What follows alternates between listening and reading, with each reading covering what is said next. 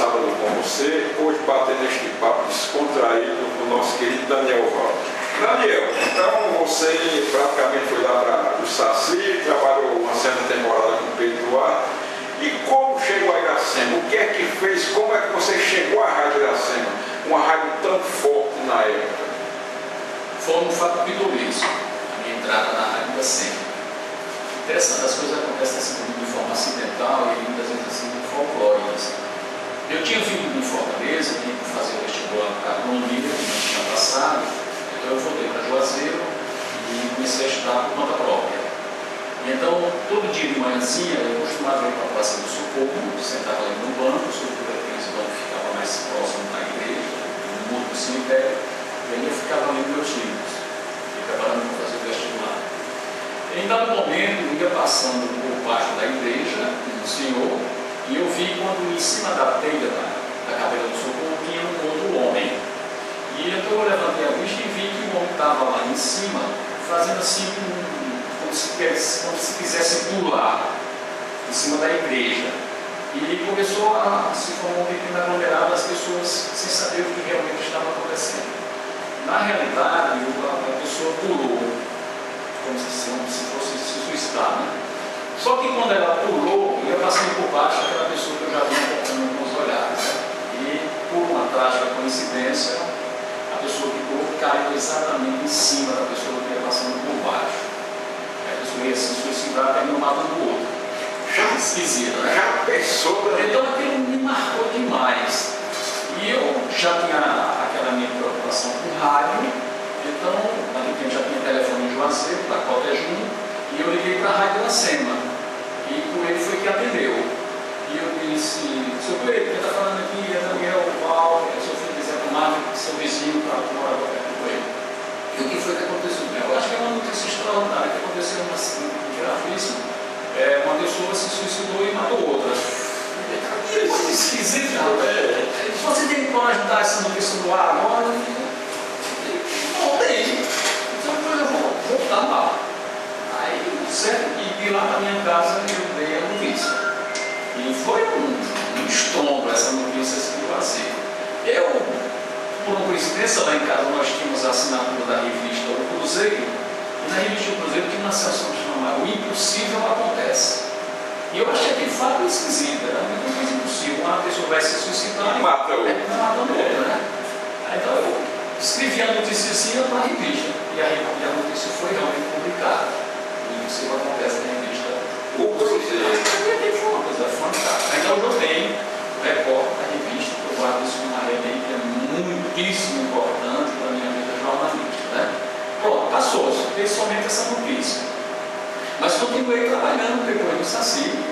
Então, você veja as coincidências. Do mesmo jeito que eu descobri o Saci através do alto-falante da Casa Cessé, o ele me descobriu também praticamente do mesmo jeito.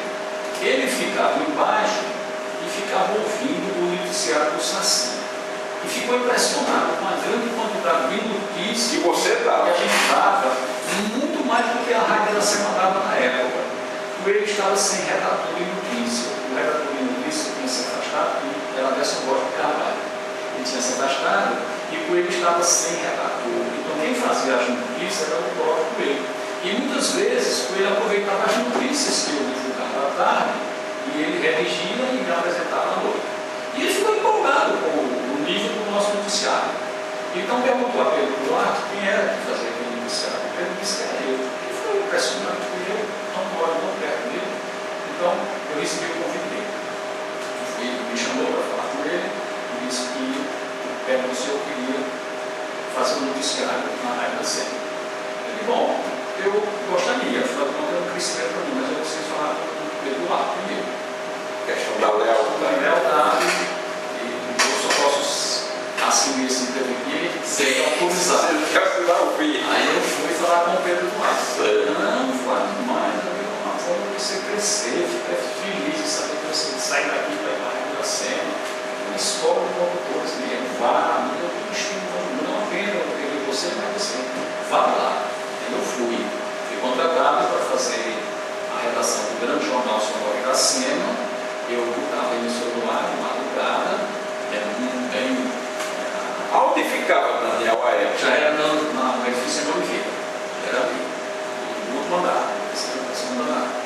Então depois eu passei a ler as crônicas de Souza Menezes, ele era muito rigoroso, não era qualquer locutor, ele as crônicas ele ficava ouvindo, se eu cometesse algo ele ia fazer a reclamação, mas era uma pessoa extraordinária. Souza Menezes eu considero um dos maiores jornalistas do Brasil, um cronista extraordinário.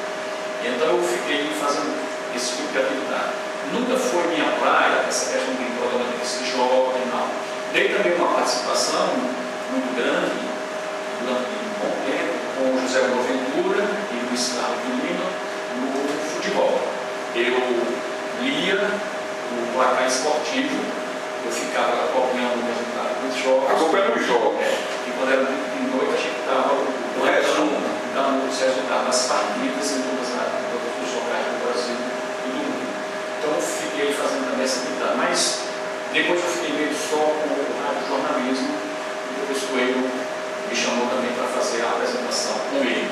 Antes eu fazia só a redação, e depois fazer também a apresentação. Então eu lembro que apresentei o jornal sobre a universidade com o Coelho Alves, com quem aprendi muito, isso ele era chamado de mestre, que era realmente um mestre. Apresentei o jornal o Alcemir Sobreira, e outra extraordinária estrela caribense, com experiência até no sul do país. Apresentei durante muito tempo com o Aguinaldo Carmo, com o Geraldo Batista, com o Marcel Silva, com o Carlos Pereira, que também foi o da redação.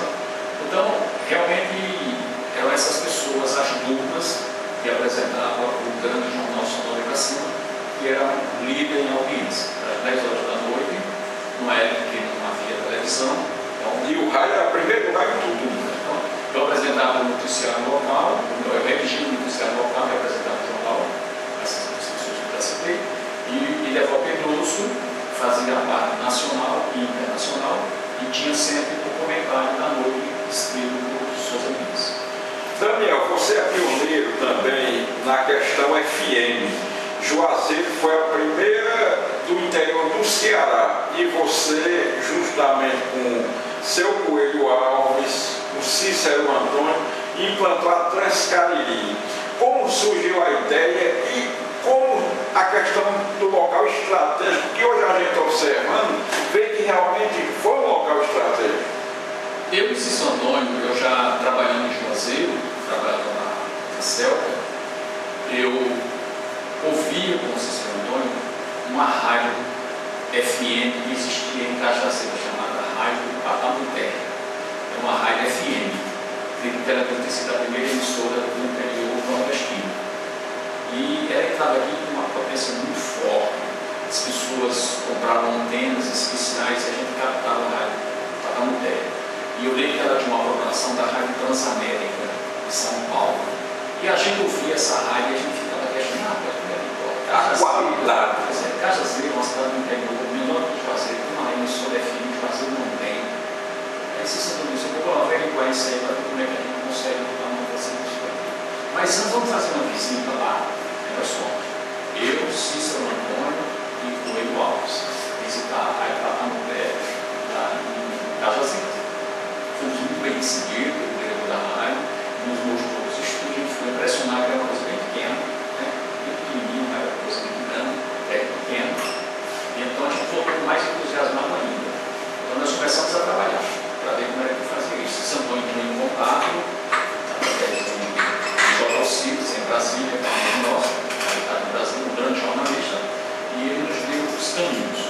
A gente tinha que se inscrever, aguardar a abertura de um edital, mas já sabia que ia surgir esse edital, e a gente começou a ajudar a questão dos sócios. Então, Silvio Lima, Silvio já mandou também pela ideia, e nós juntamos eu, Silvio Lima, Coelho Alves e Cícero Antônio. Então, nós montamos a sociedade para explorar esse ramo de FM. Sei que a coisa não andou muito rápido, não. Isso é complicado. Mas a questão política também foi muito pesou. E realmente não saía a concessão de maneira nenhuma. Então a gente ficou pelo Coronel Adalto. Eu sou muito fluente na época, nós recorremos a ele, e ele nos conseguiu uma audiência com o governador, com a se empolgou pela ideia, vamos fazer isso. Então a gente fez um convite a Coronel Dalto para ele também se associar. Então ele se associou, mas através do filho, Adalto Júnior. Pronto, então aí com a participação do Coronel Adalto, a coisa andou mais rápido. E a gente conseguiu realmente ser aprovado para ele. Então, e aí surgiu uma coisa também que foi um tanto esquisito. Apesar do edital na época ser apenas para concessão de um canal, surgiu o segundo canal, simultaneamente que foi o canal da FM Verifá, por influência da força política do Dr. Mauro Sampaio. Então, o resultado, uma vaga se transformou em duas e nós inauguramos a nossa primeira, né? Mas já se sabia que pouco tempo depois o segundo canal entraria no ar. E o local, a estratégia do local?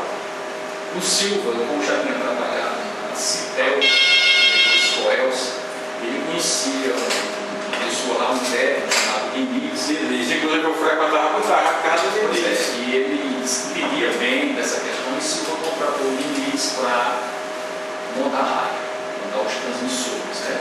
Ele já tinha falado de montagem de antena para a Citel, né? Então, que era telefonia. Exatamente. Então, foi feito um levantamento na cidade, um levantamento topográfico, e se constatou que ali era um local adequado para se fazer a instalação da rádio. Porque a antena aconteceu no outro, mas aí ficava complicado para a gente montar a rádio no outro, por causa do deslocamento, aquela coisa toda. Então, ficou certo ali, na Humberto Bezerra, no Castelo Branco. E aí nós compramos o terreno, e aí ficamos a rádio. A inauguração foi um sucesso. Daniel, intervalo. Daniel, você tem várias coisas que é impressionante, mas eu não poderia deixar de lhe perguntar por que se fala e se escreve tão pouco a respeito da Beata Maria de Araújo? O Padre Cícero terminou sendo a grande estrela da história do Brasil, né? Então, uma estrela assim tão resplandecente terminou ofuscando todos os outros personagens da nossa história. Depois tem um detalhe, por conta da questão do milagre, quando ele foi proibido pela igreja, o Padre Cícero pediu às pessoas, sobretudo aos meios, que evitassem tocar no assunto. Ora, tocar no assunto do milagre da hóstia, falar sobre a Beata Maria de Araújo. Então, como não se podia falar sobre o milagre, consequentemente não se podia falar sobre Maria de Araújo. Então, ela ficou realmente escondida durante muito tempo na história do Brasil. Hoje eu posso dizer que a Beata já começou a ser estudada, né? Eu fiz um trabalho. Inclusive, você foi um dos primeiros a falar. Pelo fato de ser jornalista, eu cheguei a fazer algumas divulgações envolvendo a Beata Maria de Araújo, né? Mas nós temos que deixar bem claro também os trabalhos apresentados. Eu acho que hoje quem melhor estuda a Beata Maria de Araújo é a psicóloga Maria do Carmo Pagano Forte, né? Essa paulista que se apaixonou pelo Juazeiro e hoje reside aqui em Juazeiro, ela é professora da Faculdade de Medicina, então ela tem dado uma contribuição muito grande, né? Ela fez um mestrado, e esse mestrado foi sobre a Beata, para terminar o doutorado também, com uma tese envolvendo, tendo como foco no estudo a Beata Maria de Araújo. Então a gente percebe que ela voltou a ser uma estrela. Ela sempre foi uma estrela, mas esteve escondida. Então agora ela voltou com força total. Alguns trabalhos acadêmicos já começam a aparecer, envolvendo a figura da Beata Maria de Araújo. As pessoas hoje podem falar com ela abertamente, por conta da abertura que o Dom Fernando deu, né? Então, isso eu acredito que está num terreno muito fácil para quem quiser explorar a vida da Beata Maria de Araújo, que é muito interessante, né? É cheio de obstáculos, ela foi muito bonita, também uma verdadeira mártir, né? Então, ela deve realmente merecer. Foi muito perseguida, né? Muito perseguida. Eu acredito mesmo que ela deve, inclusive, merecer a honra dos altares, porque é uma verdadeira santa. Então, eu acredito mesmo que, a continuar do jeito que está, outros cientistas sociais vão se interessar e, com certeza, bons trabalhos sobre a Beata Maria de Araújo vão aparecer o mais rapidamente possível. Ela é uma das figuras mais importantes da história do Brasil. Daniel, você também é historiador. historiador, é pesquisador e também tem escrito muita coisa a respeito do Padre Cícero. Afinal, são 13 livros escritos por você. Por que, Daniel, esse sofrimento tão grande do Padre Cícero em relação à igreja, essa questão da reabilitação, da beatificação? Por que demora tanto, Daniel, na sua opinião? O Padre Cícero tem uma forma de dicotomia, uma figura dicotômica. Você tem o lado religioso e você tem o lado político. Todos dois são complicados. O lado religioso, a igreja não aceitou o que nós chamamos de milagre da hóstia. O Padre Cícero foi acusado, terminou sendo suspenso de ordem, isso permanece até hoje, né? Por isso está se tratando agora da reabilitação. Então, o lado religioso teve esse problema. E depois veio o lado político. O lado político do Padre Cícero terminou tendo como um acontecimento que causou muito transtorno à vida dele, que foi a questão da Revolução de 1914. Que foi, como se diz, uma guerra fratricida. Então, isso aí pesou contra o Padre Cícero de uma forma muito forte. Então, ele tem essas duas facetas da sua vida. E isso tem sido um verdadeiro transtorno na biografia dele. Por isso que tem essa preocupação tão grande. Do ponto de vista político, o Padre Cícero se envolveu na política de uma forma muito circunstancial. Ele nunca desejou ser político, como ele mesmo disse na abertura do seu testamento. Mas ele terminou se envolvendo na Foi política. forçado. Foi forçado porque foi a única forma que ele encontrou de defender o seu grande projeto de vida, que foi o Juazeiro do Norte. Então, ou ele se envolvia em política para defender o Juazeiro, a cidade, ele considerava como sendo filha dele, ou então essa cidade se acabava. Porque as forças antagônicas, as forças contra o Juazeiro, estavam vindo de uma forma muito forte. Se não fosse o Padre Cícero, com a participação do Dr. Floro, essa cidade praticamente não existiria. Então, o lado do Padre Cícero é muito forte. Ele teve que se envolver com a política para defender o Juazeiro. O Juazeiro sempre foi o grande projeto de vida do Padre Cícero. Então, ele fez de tudo para defender a cidade e ele praticamente fundou. A igreja não via isso com bons olhos, sobretudo porque ele se apresentava, até mesmo lá no Vaticano, através da documentação, como sendo o comandante dessa revolução. O que se sabe com absoluta certeza é que o comandante mesmo foi o Dr. Floro Bartolomeu da Costa. A guerra foi uma guerra política, interesses de Estado. E o padre jamais influenciou isso aí, né, Daniel? Defendeu, mas não houve influência dele. Não, ele teve que se envolver para defender o Juazeiro, né? Ele fez de tudo para evitar o conflito. Chegou inclusive a interessar a correspondência ao governador da época, que era o coronel Franco Rabelo, pedindo que ele renunciasse. O governador não quis renunciar, preferiu enfrentar a luta armada, como de fato aconteceu. Mas o Padre Cícero sempre foi um pacificador. Ele nunca quis essa guerra, ele nunca quis essa revolução, mas corria risco do desaparecimento de Juazeiro. Por isso que ele teve realmente que se envolver. Mas o Padre Cícero não foi homem de ir para o campo de batalha. Quem foi para o campo de batalha foi o Dr. Floro Bartolomeu. O Padre Cícero ficava em casa, rezando, pedindo que a guerra terminasse o mais rapidamente possível e com o mínimo de mortes possível também. Daniel, hoje nós temos um Papa argentino, um Papa sul-americano. Na sua opinião, agora a igreja enxergará o Padre Cícero como deve ser ou a gente ainda vai sofrer muito? A gente percebeu por essa visita do Papa Francisco ao Brasil o como ele abraça a pobreza. Então, ele é uma pessoa muito ligada aos pobres, aos desamparados. Então, se ele estiver à procura de um ícone no Nordeste brasileiro, até mesmo no Brasil, aquele que representa isso é o Padre Cícero. O Padre Cícero sempre esteve ao lado dos pobres. O Padre Cícero foi sempre um grande defensor. Então, aqui nós temos esse modelo. Eu acredito que por essa vertente, o Padre Cícero soma muito ponto. Eu tenho certeza absoluta em que a reabilitação eclesial do Padre Cícero vai acontecer. Eu não sei se vai ser logo. A igreja tem demorado muito no sentido de consolidar essa questão. mas que ele vai ser reabilitado, eu não tenho a menor dúvida, porque ele tem todos os motivos para ser reabilitado.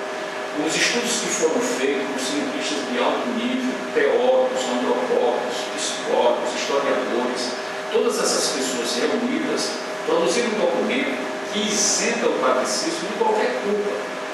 É como se ele não tivesse nenhuma mancha. Tudo foi devidamente esclarecido. Então ele está, de uma forma simplória, podemos dizer, como inocente e pode ser absolvido. Então, por isso, eu acredito que é só agora uma questão de tempo, porque as razões pelas quais ele deve ser reabilitado já estão explícitas demais, muito claras. Ele corresponde completamente ao que o Vaticano quer. O Padre Cícero está realmente em condições de ser reabilitado. Porque vamos a um rápido intervalo comercial, não mude de estação, voltamos já. Sábado com você. É o tempo muito, Daniel, esse tempo brinquedo, Fernando veio uma missão de reabilitar, mas ando se perdendo, meu amigo, eu tenho um quadro da educada, Daniel. Por exemplo, essa questão que ele bateu de frente com o senhor, eu acho que esse a partir do momento que ele não deixou o Monsenhor de acusou sem o carro provou que era legal a legislação. Ele todo enrolado aí, senhor. Você. Meu amigo. Programa Sábado com você. Mas eu vou perguntar aqui, depois vamos voltar e vamos deixar aqui. CFM com temas e convidados especiais. Estamos de volta com o nosso bloco do Sábado com você, hoje batendo este papo descontraído do nosso querido Daniel Paulo. Daniel, é porque o leigo, ele entende muito essa questão religiosa, é uma questão muito complexa. Por exemplo, nunca se defende dois santos da mesma região, do mesmo estado. E hoje a Igreja Católica está aí, benigna lá em Nova Olinda, lá em Santana do Cariri, aliás. Você não teme que isso embaralhe mais ainda essa questão do Padre Cícero? São duas figuras muito distintas, né? Inclusive os processos, se houver um processo de canonização do Padre Cícero, já vem também um processo de beatificação né? Mas são dois processos diferentes. Veja que o caso dela, ela será canonizada por uma questão de martírio, né? Como mártir. Não é o caso do Padre Cícero. Se bem que o Padre Cícero também poderia entrar nessa vertente. O Padre Cícero foi considerado como um mártir da disciplina pelo arcebispo de Fortaleza, Dom Delgado. Então, se a igreja quisesse encurtar o caminho para canonizar o Padre Cícero, ela poderia entrar por aí. O Padre Cícero realmente foi um mártir da disciplina. Ele sofreu todas as punições injustamente impostas pela igreja. E nunca se voltou contra ele. Então, a igreja bateu muito duro no Padre Cícero, ela foi muito cruel. Nunca se bateu tão duro numa pessoa humana como a igreja bateu no Padre Cícero. O padre Daí Feitosa fez um levantamento de todas as condições impostas ao Padre Cícero pela igreja e achou que foi acima da medida. Só para você ter uma ideia, como é que se pode proibir uma pessoa de receber visitante em sua casa? Imagina a situação sua, se um juiz chegasse e dissesse, a partir de hoje você não pode mais receber seus amigos em sua casa. Tem coisa pior do que você não poder receber seus amigos em sua casa? Pois a igreja fez isso com o Padre Cícero. Quem eram os amigos do Padre Cícero? Os ombreiros. Eles foram proibidos de visitar a casa do Padre Cícero. Não se faz isso com ninguém. Isso é um conto da arbitrariedade, um conto da ditadura, um conto da tirania. Mas a igreja fez isso com o Padre Cícero. E ele não se rebelou, ele aceitou resignadamente. Quando a igreja pediu que ele fosse ao público dizer que não acreditava no milagre, que ele realmente acreditava, ele teve que dizer isso. E ele foi ao público dizer, como se estivesse desdizendo, né? Pedir aos ombreiros que não falassem mais do assunto. Isso é uma punição muito severa. Então o Padre Cícero foi realmente muito atormentado por essas questões. Então, eu acredito que ele foi realmente, como disse o Dom Delgado, um marco da disciplina. Se a igreja quer canonizar o Padre Cícero, partir para essa questão dos milagres, eu acredito que também não vai ser muito difícil, porque existem muitos milagres já catalogados. explicados pela medicina como se trata de coisa sobrenatural. Eu acredito que por aí não vai ser difícil, é fácil encontrar milagres do Padre. Agora, eu fico assim, sem entender como é que a igreja fecha os olhos para o fenômeno do Padre Cícero. Como é que se justifica essa questão das romarias em Juazeiro, o desenvolvimento de Juazeiro por conta das romarias? Porque veja bem, quantas cidades que têm romaria no Brasil existem? Nós temos a questão de Canidé, que é um santo oficial que é São Francisco. Mas Canidé não desenvolve tanto como desenvolve Juazeiro. São Jesus da Lapa, na Bahia, também, uma cidade de romaria. Aparecida em São Paulo, inclusive uma padroeira do Brasil. Mas Aparecida não se desenvolve tanto quanto Juazeiro. Vamos lá para a Europa. Lourdes, Fátima, muitas cidades turísticas, cidades de peregrinação, elas não desenvolveram como desenvolveu Juazeiro. Então Juazeiro é um caso realmente sui generis. Por quê? Porque o romeiro que vem a Juazeiro, muitas vezes ele não se contenta apenas em fazer a peregrinação e voltar para a sua terra. Dentro dele, no seu coração, existe o desejo incontínuo de morar em Juazeiro. Por quê? Para ficar mais perto do Francisco. Isso não acontece em Aparecida. Ninguém quer ir para Aparecida para ficar perto da Nossa Senhora Aparecida. Vai lá como peregrinação, vai e volta. Pode até ir toda semana, mas vai como visita, assistir uma maratona junto. Juazeiro é diferente. As pessoas têm interesse em morar em Juazeiro, em ficar perto do Francisco, em dar sua contribuição para que a cidade cresça e desenvolva. Então, no nosso caso de romaria aqui, é uma romaria realmente sui generis. E a igreja não vê isso. Agora, como sábado, com você, Conversa Rápida. Conversa Rápida. Conversa Rápida. Conversa Rápida.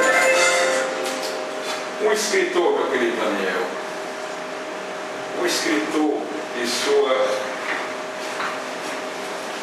Bom, eu comecei a minha vida literária escrevendo as minhas primeiras redações no Colégio Salesiano. Eu recebi trabalho do meu padre, professor de português, que era o padre Luiz Alberto Peixoto, um elogio muito grande nas minhas redações. Então, ele disse que você tem uma queda para literatura. É bom você investir nisso, você se trabalhar com isso. Então, eu percebi que devia ir por esse caminho. E o meu primeiro trabalho jornalístico foi publicado no Jornal de São Paulo, chamado Jornal Juvenil. Eu era garoto, fiz um texto sobre Juazeiro, foi publicado assim, e causou assim, uma satisfação muito grande. Então depois eu passei lá na minha casa, lá tinha livro sobre o Padre Cícero, eu comecei a ler os livros sobre o Padre Cícero e me empolguei com a vida do Padre Cícero. E aí, quando você falou que eu tenho 13 livros publicados, na realidade esses 13 livros não são todos sobre o Padre Cícero, né? Eu tenho um livro também na minha área de formação universitária, que é a biologia. Então eu fiz textos de biologia, textos que inclusive foram adotados na sala de aula, e então, juntando tudo, é que eu tenho essa produção de 13 livros. Um livro de sua paixão Sobre a história do Brasil? um livro. Bom, se eu for trabalhar nessa questão de romance, o primeiro romance assim, que me impressionou muito, hoje eu tenho em casa e li, inclusive assisti a todas as versões cinematográficas, foi o Conde de Monte Cristo. Esse livro eu li aí na minha fase de jovem, esse livro me impressionou demais. Eu gosto muito da trama, da história, da forma como foi trabalhado pelo autor, o Conde de Monte Cristo. Então foi um livro que realmente me marcou. O segundo livro que me marcou, eu acredito que ele marcou muitas gerações e até hoje marca, Pequeno Príncipe, de Saint-Exupéry. Então foi um livro também muito importante na minha formação de literatura. Um ator. Se eu for falar o melhor ator, para mim, aí fica difícil, porque eu tenho um gosto musical, um gosto assim, de cinema muito eclético. Então você veja bem, se você for trabalhar essa questão de ator, eu vou ter que citar aquele autor que realmente me marcou muito, porque ele tem uma noção universal. Então, para mim, o meu melhor ator é Cleide Silva. Uma atriz. Para mim, até hoje, a atriz que me causa assim, um impacto muito grande é Fernanda Montenegro. Um filme. Olha, o melhor filme que eu assisti até hoje, que eu considero assim um marco na minha vida, porque foi um filme assim que me causou um impacto muito grande, e assim, a ponto de ter isso aí como sendo um padrão de vida. Padrão de vida não, uma vida cinematográfica que me marcou muito foi o filme O Vento Levou. Eu achei um filme muito bacana. Um cantor. Bom, na minha discoteca, o cantor do qual eu tenho mais música é Roberto Carlos. Uma cantora. Ela me marcou muito. Foi do meu tempo da Jovem Guarda. Eu gostava muito do jeito dela cantar. Então eu gosto dessa menina até hoje, assim como cantora. Uma música. A música que eu mais gosto, que ela assim, é um carro-chefe para mim, é uma música que eu considero assim, inesquecível. Essa música é de um cantor que eu acho que nem existia hoje mais. Já era Um político. nenhum. Um líder Não tem mundial. assim, nenhum político assim como um modelo, não tem. Um líder mundial. Dois líderes para mim eu considero importantes assim, como líderes mundiais. Mahatma Gandhi e Luther King. Uma cidade. É Juazeiro. Um país. Não nada, eu citar Juazeiro e não citar o Brasil, né? Mas eu não tenho experiência de nenhum outro país fora, né? Então, apesar de muitas restrições, mas muitas restrições mesmo, eu vou ter que ficar com o Brasil. Um rol. Ler. Um animal. Gato. Uma cor. Azul. Um sonho, um desejo. Eu gostaria muito que o Juazeiro fosse realmente como o Colombo do Juazeiro planejou, como Patrício planejou. Meu querido Daniel, infelizmente o que é pouco é pouco. Você foi um verdadeiro show. Você hoje no nosso programa foi uma estrela de primeira grandeza. E eu queria que você fizesse suas considerações finais. Eu sempre disse que Juazeiro é um projeto de vida do Patrício. Eu tenho certeza absoluta que se o Patrício estivesse aqui, essa cidade não estaria do jeito que está. Ela não está, de forma alguma, correspondendo à expectativa do Patrício. O Patrício planejou uma cidade como sendo um grande centro de oração e trabalho. Foi esse o projeto de vida do Patrício. Eu espero que Juazeiro retome esse brilho. Eu queria mandar um abraço e agradecer ao coronel Luciano Teófilo de Melo, amigo de nosso amigo Daniel. Ele hoje é o diretor-geral do Superior Tribunal Militar e ele está acompanhando nosso programa via internet lá em Brasília. Queria mandar um abraço para o professor Renato Casimiro, que está lá em Fortaleza ouvindo o programa. Mandar um abraço para meu tio Francisco Nery Filho, que é amigo de infância aí do grande Daniel. Dr. Paulo de Souza, que todos os sábados acompanha nosso programa. Doutora Elisa, nossa diretora aqui da Rádio Juazeiro FM. Mandar um abraço para a dona Salete, mãe do deputado Armando, que todos os sábados acompanha o programa. O próprio deputado que pode estar em Juazeiro acompanha o programa. Mandar um abraço para a Luizinha Sávio, seu Alberto lá no Parque Antônio Vieira, que é um grande escultor de Juazeiro. E mandar um abraço para a Marluce Careca, os escoteiros lá ali nos franciscanos. Meu pai da Natimbaúba, que está ouvindo o programa todos os sábados. Minha esposa, minha filha em casa. E dizer que agradecer ao meu filho que está aqui me acompanhando todos os sábados está comigo. Agradecer ao Augusto Barros, que todo sábado está dando essa cobertura grande aqui ao programa, transmitindo via internet para mais de 220 países nosso programa. Pedir aqui desculpa ao meu querido Irlando, que estourou o horário dele, e dizer aos nossos ouvintes que, se Deus quiser, próximo sábado estaremos de volta com mais uma estrela, já que nosso programa é diferente, a gente procura fazer um programa diferente. Uma boa semana, com Deus.